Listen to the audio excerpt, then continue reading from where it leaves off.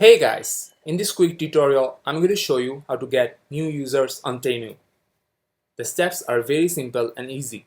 So without any further delay, let's hop into the video. So to get started, first we need to open Temu app on our device. Now tap on U from the bottom. Here scroll down and tap on Settings. From here select Country and Region. Now select United States. Tap on Switch to United States. Now sign in to your account.